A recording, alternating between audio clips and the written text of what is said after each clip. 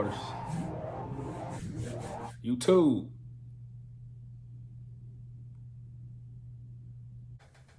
The fuck is you looking at, my nigga? What's good with y'all boys? It's your boy Kaden Great, but y'all can call me Kalen. So before we get into this video, make sure y'all like, comment, and if you haven't already, hit that subscribe button for you boys. Before we go any further, I got a bone to pick with y'all. Look, I appreciate all the views that I'm getting on my videos, I really do. But the analytics are showing, bro. Most of y'all who are watching my videos, y'all not even subscribed to the channel, bro. Like, come on, what's up with y'all, bro?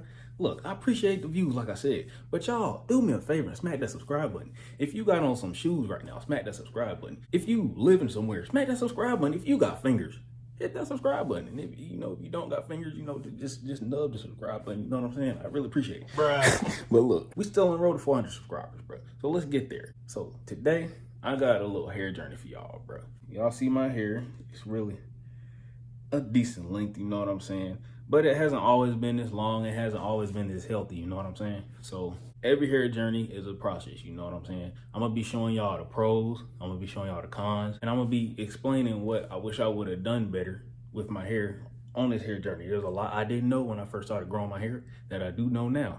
And I just wish I would have known that back then. And my hair probably would have been about 5 inches longer probably, and way healthier. If y'all interested in that, just stick around then. Let's hop into this video. All right, y'all, unfortunately, we started losing daylight, so we have a little change of scenery. But the show must go on, so we will go on with this video.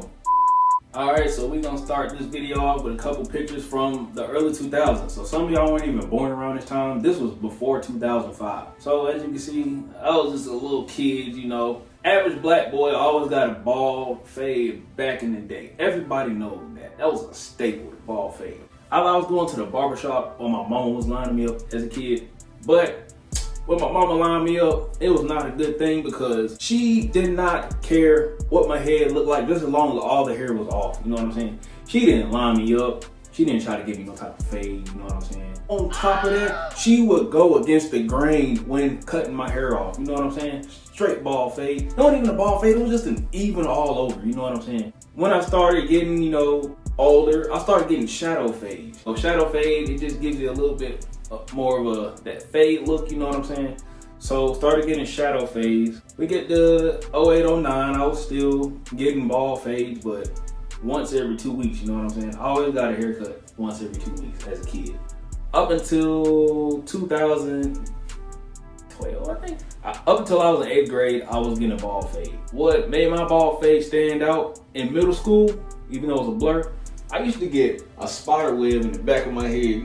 That stuff used to be so fire, bro. Stop it. I wouldn't get it now because, that's lame, but it was fire back then, you know what I'm saying? Spider web with the bald fade, nobody could touch it. My liners were always crisp as a kid, bro. Didn't have no waves, but I always had the freshest bald fade because my barber always put that spider web in the back of my head, which made me look fresh, you know what I'm saying? I've always been a trendsetter. Oh, God. I'm gonna show y'all why I was a trendsetter. Now I'm gonna skip all the way to 2014, So when I got to 9th grade, I started growing out my hair. I was in high school now. I wanted to have some swag. I wanted to look fresh, you know what I'm saying? So I started growing my hair out. I was in strictly lineups. All throughout 9th grade, I was just getting strictly lineups. I was letting my hair grow.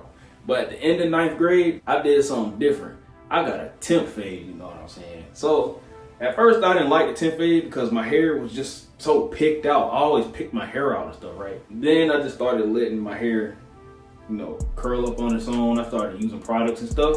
And then I actually started to like my hair. And then the summer of 9th grade is when I had my first glow up, okay? My first glow up. So I got the freeform dreads, you know what I'm saying? In the summer of 9th grade, I got the freeform dreads, right? And I have to say this, I was the first person at my school to have these.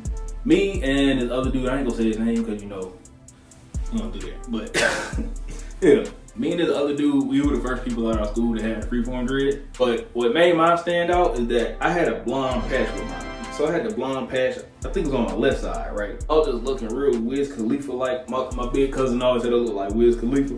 I had the freeform dreads with the blonde patch. I was just a trendsetter, bro. The girl liked it, bro. My crush in 10th grade, she liked it too, you know what I'm saying? I liked her, she liked me, but I was too scared to talk to her back then. Ain't that something, bro? This was my favorite phase of hair. Also, this was my most unhealthiest phase, you know what I'm saying? Because every morning, I was washing my hair with shampoo. What? You a lie, Pamela. Nothing, you a lie. With sulfate, shampoo with sulfate. I didn't know anything about sulfate-free shampoo or conditioner, none of that. So I was using just regular medicated shampoo every single morning.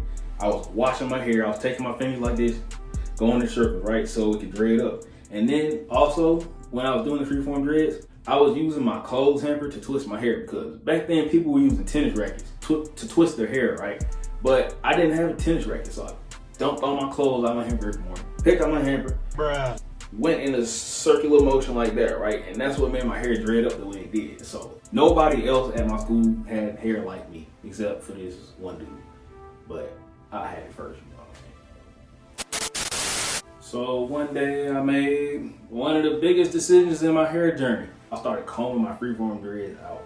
So look, y'all, do not comb your hair out while it's dry. I always preach that in every single video that I post that is related to hair. Do not manipulate your hair while it is dry because it will cause a whole bunch of breakage and split ends. We don't want that. So like I said, I was combing my hair out and all of my hair was just coming out, but we're gonna fast forward to the next year.